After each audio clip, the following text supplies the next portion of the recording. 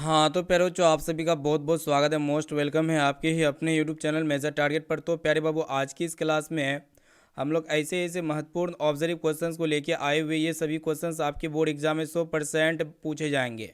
तो जितने भी विद्यार्थी इस वर्ष फाइनल मैट्रिक बोर्ड परीक्षा 2026 में बैठने वाले हैं, और जिस भी विद्यार्थी का पेपर जाकर के एसएसटी का 20 फरवरी को है ना प्यारे बच्चों, तो 20 फरवरी के दिन जिस भी विद्यार्थी का पेपर है, तो हम आपके लिए पेपर लेके आ चुके हैं प्यारे बच्चों। तो संपूर्ण विद्यार्थी क्या कीजिएगा, हम ऐसे ऐसे क्वेश्चंस को लेके आए हुए टॉप लेवल के यहाँ पे 50 मोस्ट इंपॉर्टेंट ऑब्जर्व क्वेश्चंस को पढ़ेंगे प्यारे बच्चों ना। आप कोशिश कीजिएगा एक एक क्वेश्चंस का आंसर आप हमें कमेंट सेक्शन में जाके कमेंट बेझिझक कीजिएगा। इससे हमको ये पता चलेगा कि आपकी तैयारी काफ़ी मस्त और धमाकेदार तरीके से चल रही होगी ना।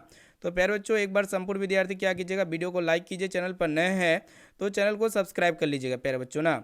तो प्यारे बाबू यहाँ पे देखिए, जो फर्स्ट पर्सन आपको दिख रहा होगा स्क्रीन में, क्या कह रहा है आपको बताना है, और लास्ट में आपको बताना है कि 50% में से आपको पहले से कितना परसेंट आंसर याद था।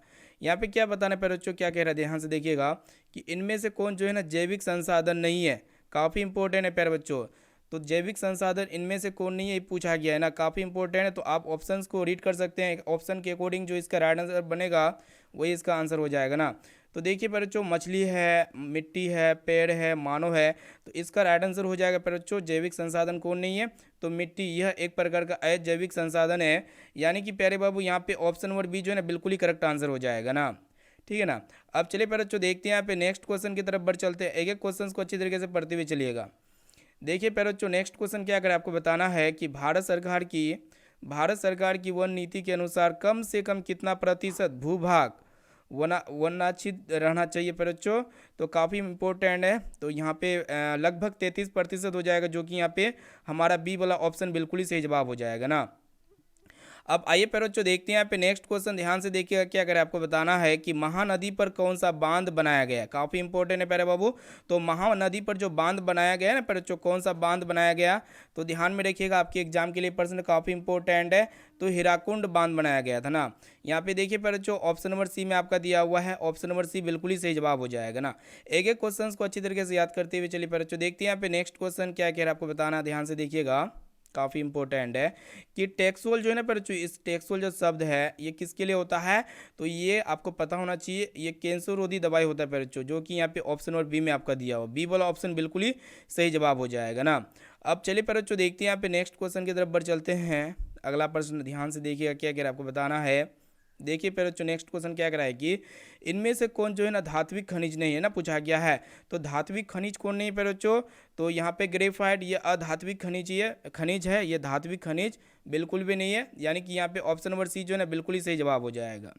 अब आइए फिर वो देखते हैं यहाँ पे अगला प्रश्न की तरफ बढ़ चलते हैं। देखिएगा यहाँ पे नेक्स्ट क्वेश्चन क्या कह रहा है कि इनमें से कौन जो है ना बच्चों टर्सियरी कोयले भंडार का क्षेत्र है। यहाँ पे थोड़ा क्वेश्चंस का लेवल हार्ड होने वाला है, और आपके एग्जाम में इस बार भी जो क्वेश्चंस पूछे जाएंगे, इस बार जो क्वेश्चंस पूछे जाएंगे ना, क्वेश्चंस का लेवल थोड़ा हार्ड होगा। ठीक है, जैसा कि आपको पता है कि सेनेटर एग्जाम में जो आपका एग्जाम हुआ था, क्वेश्चंस का लेवल एसएसटी में वास्तव में हार्ड था बच्चों। सभी क्वेश्चंस को हम देखे हुए थे, और यहाँ पे इसीलिए हम आपके लिए जो क्वेश्चंस का लेवल लेके आए हुए थोड़ा उच्च उच्च लेवल का लेके आए हुए ना।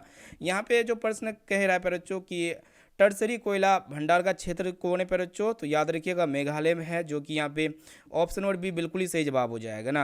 अब आइए प्यारे बाबू देखते हैं यहाँ पे नेक्स्ट क्वेश्चन क्या कह रहा है आपको बताना, ध्यान से देखिएगा कि इनमें से कौन परमाणु शक्ति का संसाधन नहीं है। परमाणु शक्ति का साधन कौन नहीं है, यही पूछा गया है। तो यूरेनियम, बॉक्साइट, मोनोजाइट या फिर थोरियम। तो प्यारे बच्चों इसको ध्यान में रखिएगा, बॉक्साइट ये एल्यूमिनियम का अयस्क होते हैं प्यारे बच्चों, परमाणु साधन नहीं है ना, पूछा गया है। तो बॉक्साइट हो जाएगा, जो कि यहाँ पे बी ऑप्शन बिल्कुल ही सही जवाब हो जाएगा।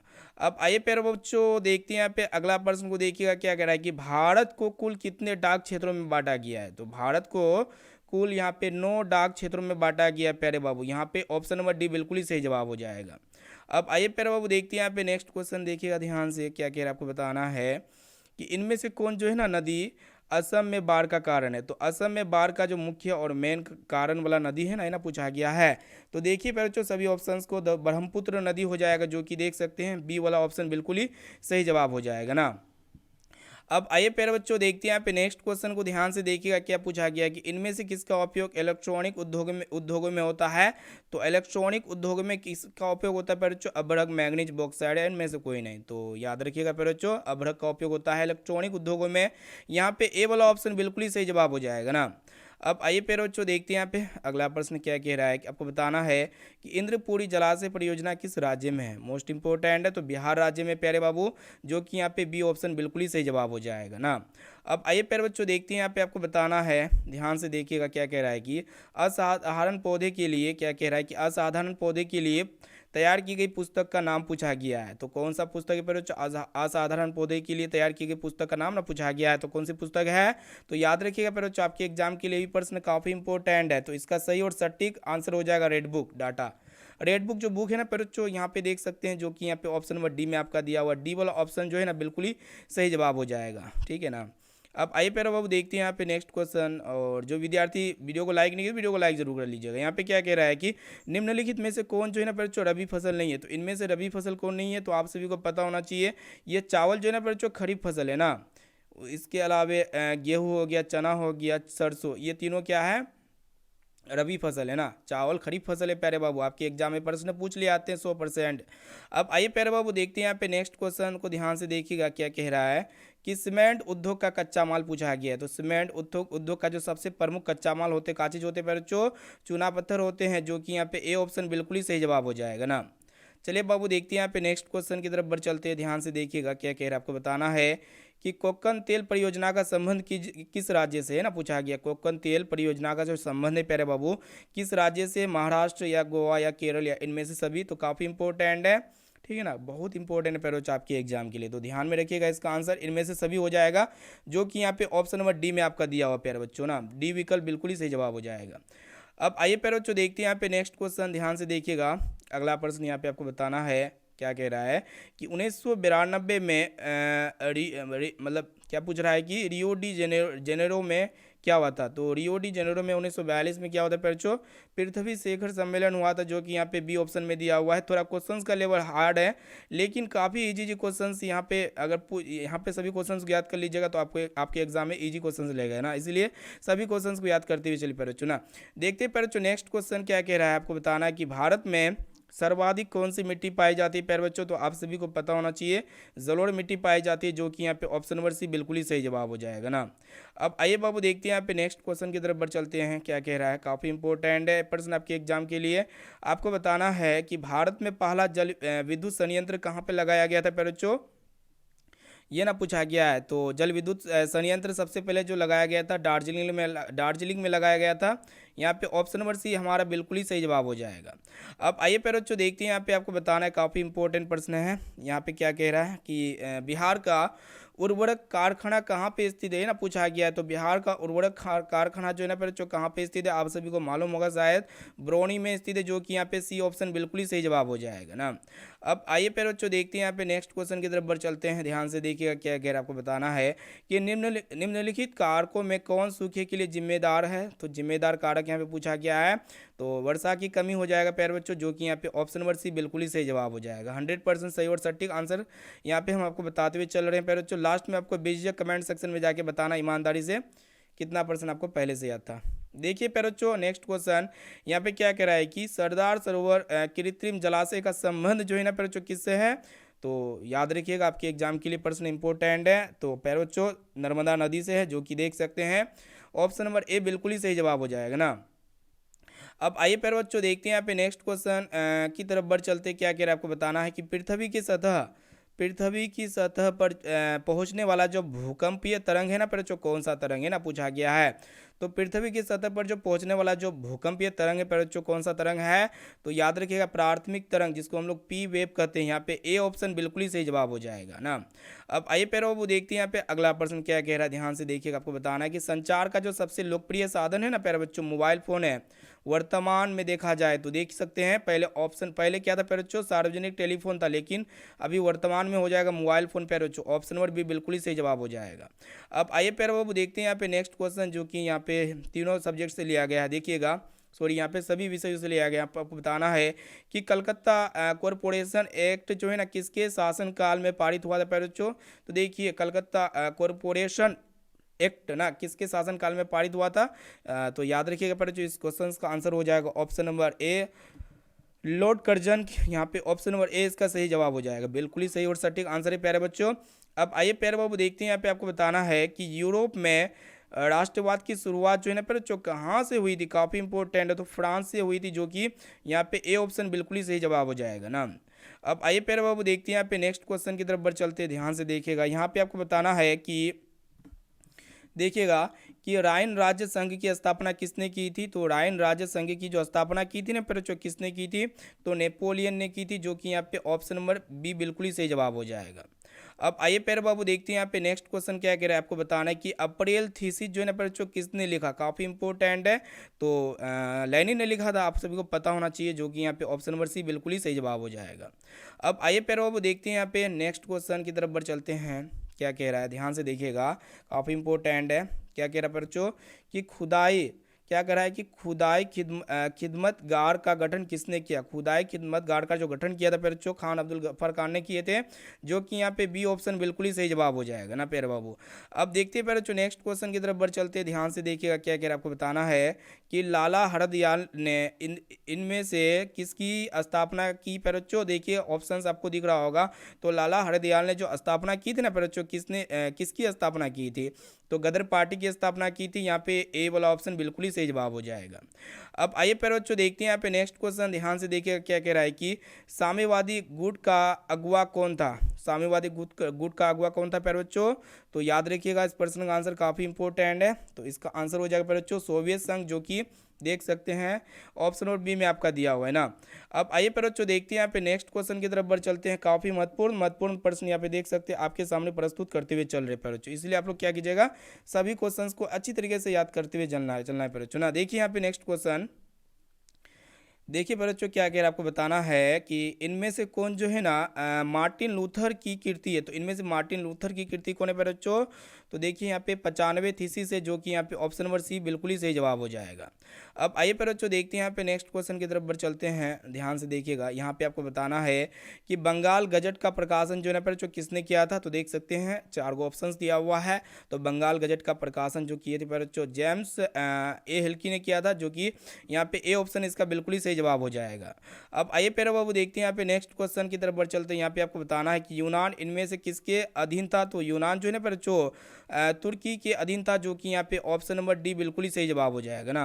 अब आइए प्यारे बाबू देखते हैं यहाँ पे नेक्स्ट क्वेश्चन की तरफ बढ़ चलते हैं। देखिएगा क्या कह रहा है आपको बताना है, ध्यान से देखिएगा कि नमक कानून तोड़ने के लिए गांधी जी ने कौन सा स्थान चुना था प्यारे बच्चों। तो नमक कानून तोड़ने के लिए कौन सा स्थान चुना था, देख सकते हैं साबरमती स्थान या फिर सूरत या फिर दांडी या फिर चंपारण। तो इनका जो सही और सटीक आंसर हो जाएगा प्यारे बाबू देख सकते हैं ऑप्शन नंबर 34 का राइट आंसर हो जाएगा। नमक कानून तोड़ने के लिए जो ना प्यारे बच्चों ये ना पूछा गया है, तो इसका सही उत्तर हो जाएगा प्यारे बच्चों दांडी, ठीक है ना। यहाँ पे देख सकते हैं, जो कि यहाँ पे ऑप्शन नंबर सी बिल्कुल ही सही जवाब हो जाएगा। अब आइए प्यारे बाबू देखते हैं यहाँ पे नेक्स्ट क्वेश्चन क्या कह रहा है, ध्यान से देखिएगा कि समाजवादियों का बाइबल किसे कहा जाता है। तो दास कैपिटल को कहा जाता है प्यारे बच्चों, जो कि यहाँ पे ए ऑप्शन बिल्कुल ही सही जवाब हो जाएगा ना। अब आइए प्यारे बच्चों देखते हैं यहाँ पे नेक्स्ट क्वेश्चन, यहाँ पे क्या कह रहा है आपको बताना है कि एक स्वतंत्र राष्ट्र के रूप में सिंगापुर का उदय किस वर्ष हुआ था प्यारे बच्चों। तो 1965 में हुआ था, जो कि यहाँ पे बी ऑप्शन बिल्कुल ही सही जवाब हो जाएगा ना। अब आइए प्यारे बाबू देखते हैं यहाँ पे नेक्स्ट क्वेश्चन, यहाँ पे क्या कह रहा है आपको बताना है कि वियना कांग्रेस में कौन राष्ट्र सम्मिलित नहीं था। तो ये भी प्रश्न आपके एग्जाम के लिए काफ़ी इंपॉर्टेंट है, तो ध्यान में रखिएगा प्यारे बच्चों। जर्मनी जो राष्ट्र था ना ये आपका सम्मिलित नहीं था, बी वाला ऑप्शन बिल्कुल ही सही जवाब हो जाएगा। अब आइए प्यारे बच्चों देखते हैं यहाँ पे नेक्स्ट क्वेश्चन, ध्यान से देखिएगा। यहाँ पे क्या पूछा गया है कि फॉरवर्ड ब्लॉक की स्थापना किसने की थी प्यारे बच्चों। तो सुभाष चंद्र बोस ने की थी, आपके एग्जाम के लिए बहुत इंपॉर्टेंट है। अब आइए प्यारे बाबू देखते हैं यहाँ पे नेक्स्ट क्वेश्चन की तरफ बढ़ चलते हैं। अगला प्रश्न देखिएगा क्या कह रहा है आपको बताना है कि बम्बई राज्य की विभाजन कर किन 2 राज्यों का गठन हुआ था। काफ़ी इंपॉर्टेंट है, तो देखिए 4 ऑप्शंस दिया हुआ है, तो यहाँ पे महाराष्ट्र और गुजरात का गठन हुआ था ना, महाराष्ट्र और गुजरात का। ऑप्शन नंबर डी बिल्कुल ही महाराष्ट्र और गुजरात, जो कि ऑप्शन बी में आपका दिया हुआ बी वाला ऑप्शन बिल्कुल ही सही जवाब हो जाएगा प्यारे बाबू। देखते हैं यहाँ पे अगला प्रश्न क्या है। अगर आपको बताना है कि बिहार में कुल कितने नगर निगम की मतलब स्थापना किया गया है ना, पूछा गया है। तो बिहार में नगर निगम की स्थापना कितना है टोटल प्यारे बच्चों, 12 होगा। यहाँ पे ऑप्शन नंबर सी बिल्कुल ही सही जवाब हो जाएगा। देखते हैं यहाँ पे नेक्स्ट क्वेश्चन। यहाँ पे प्यारे बाबू आपको बताना है कि राज्य पुनर्गठन आयोग की स्थापना कब हुई थी, काफ़ी इंपॉर्टेंट आपके एग्जाम के लिए। तो इस प्रश्न का सही और सटीक आंसर हो जाएगा प्यारे बच्चों 1953 में, जो कि यहाँ पे ऑप्शन नंबर सी में आपका दिया हुआ है ना। अब आइए प्यारे बाबू देखते हैं यहाँ पे अगला प्रश्न आपको बताना है, ध्यान से देखिएगा क्या कह रहा है कि चुनाव आचार संहिता का निर्माण कौन करता है, काफ़ी इंपॉर्टेंट है। तो चुनाव आचार संहिता का जो निर्माण करता है निर्वाचन आयोग करता है। यहाँ पे ए ऑप्शन इसका बिल्कुल ही सही जवाब हो जाएगा प्यारे बाबू बच्चों ना। अब देखते हैं प्यारे बच्चों नेक्स्ट क्वेश्चन की तरफ बढ़ चलते हैं। सभी क्वेश्चंस को अच्छी तरीके से याद करते हुए चलिए। यहाँ पे देखिएगा आपको बताना है कि बिहार में पंचायती राज संस्था है प्यारे बच्चों, तो 3 स्तरीय है, जो कि यहाँ पे ऑप्शन नंबर सी बिल्कुल ही सही जवाब हो जाएगा ना। अब आइए प्यारे बच्चों देखते हैं यहाँ पे नेक्स्ट क्वेश्चन की तरफ बढ़ चलते हैं। ध्यान से देखिएगा, यहाँ पे आपको बताना है कि आंग सान सू की किस देश की नागरिक है। तो आंग सान सू की जो है ना, ये किस देश की नागरिक है ना, पूछा गया है। तो काफ़ी इंपॉर्टेंट है, तो इस प्रश्न का आंसर थोड़ा ध्यान में रखिएगा बच्चों, म्यांमार हो जाएगा, जो कि यहाँ पे ऑप्शन नंबर ए में आपका दिया हुआ ए वाला ऑप्शन बिल्कुल ही सही जवाब हो जाएगा ना। अब आइए प्यारे बाबू देखते हैं यहाँ पे नेक्स्ट क्वेश्चन आपको बताना है। देखिएगा ध्यान से क्या पूछा गया है, काफ़ी इंपॉर्टेंट है कि चिली की प्रथम महिला राष्ट्रपति कौन थी। तो चिली की प्रथम महिला राष्ट्रपति पूछा गया है, तो कौन थी प्यारे बच्चों, तो मिशेल बाचलेट थी, जो कि यहाँ पे ऑप्शन नंबर डी बिल्कुल ही सही जवाब हो जाएगा ना। अब आइए प्यारे बाबू देखते हैं यहाँ पे नेक्स्ट क्वेश्चन की तरफ बढ़ चलते हैं। देखिएगा कि इनमें से जो है ना प्यारे बच्चों कौन, इनमें से किस पर लोकतंत्र का भविष्य निर्भर करता है। तो लोकतंत्र का भविष्य किन पर निर्भर करता है प्यारे बच्चों, तो निष्पक्ष चुनाव पर करता है, जो कि यहाँ पे बी ऑप्शन बिल्कुल ही सही जवाब हो जाएगा ना। अब आइए प्यारे बाबू देखते हैं यहाँ पे अगला प्रश्न, ध्यान से देखिएगा क्या कह रहा है। आपको बताना है कि लोकसभा में चुने हुए सदस्यों की संख्या कितनी होती है। तो सभी को पता होना चाहिए, काफ़ी सिंपल और सरल प्रश्न है प्यारे बच्चों। तो लोकसभा में चुने हुए सदस्यों की संख्या कितनी होती है बच्चों, 543 होती है, जो कि देख सकते हैं बी ऑप्शन बिल्कुल ही सही जवाब हो जाएगा ना। अब आइए प्यारे बच्चों देखते हैं यहाँ पे नेक्स्ट क्वेश्चन की तरफ बढ़ चलते हैं। ध्यान से देखिए क्या कह रहा है। आप सभी को बताना है कि पंचायती समिति का प्रधान कौन होता है, काफ़ी इंपॉर्टेंट है। तो पंचायती समिति का प्रधान जो होता है प्रमुख होता है प्यारे बाबू, जो कि यहाँ पे ए ऑप्शन बिल्कुल ही सही जवाब हो जाएगा ना। अब आइए प्यारे बच्चों देखते हैं यहाँ पे नेक्स्ट क्वेश्चन, ध्यान से देखिए काफ़ी इंपॉर्टेंट है कि कितनी जनसंख्या पर ग्राम पंचायत का गठन किया जाता है। तो ग्राम पंचायत का गठन किया जाता है 7,000 ना। यहाँ पे देख सकते हैं ऑप्शन नंबर जो है ना सी बिल्कुल ही सही जवाब हो जाएगा। अब आइए प्यारे बच्चों आपको बताना है कि भारत में केंद्र शासित प्रदेशों की संख्या कितनी है प्यारे बच्चों। तो वर्तमान में भारत में कितने केंद्र शासित प्रदेश है, तो आप सभी को पता होना चाहिए, काफ़ी इंपॉर्टेंट और सरल प्रश्न है। तो 8 हो जाएगा प्यारे बच्चों, जो कि यहाँ पे ऑप्शन और भी बिल्कुल ही सही जवाब हो जाएगा। अब आइए प्यारे बच्चों देखते हैं यहाँ पे, तो इतना ही प्रश्न था प्यारे आपके एग्जाम के लिए। और वीडियो को शुरू से लेकर आखिरी तक देखने के लिए थैंक यू। आप लोग बताइए प्यारे बच्चों कि इनमें से आपको कितना प्रश्न का सही और सटीक आंसर याद था, ठीक है। तो प्यारे बच्चों फिर मिलेंगे अगले क्वेश्चंस पेपर के साथ इंपॉर्टेंट लेकर के, जो आपके एग्जाम में 100% पूछे जाएंगे। थैंक यू प्यारे बाबू।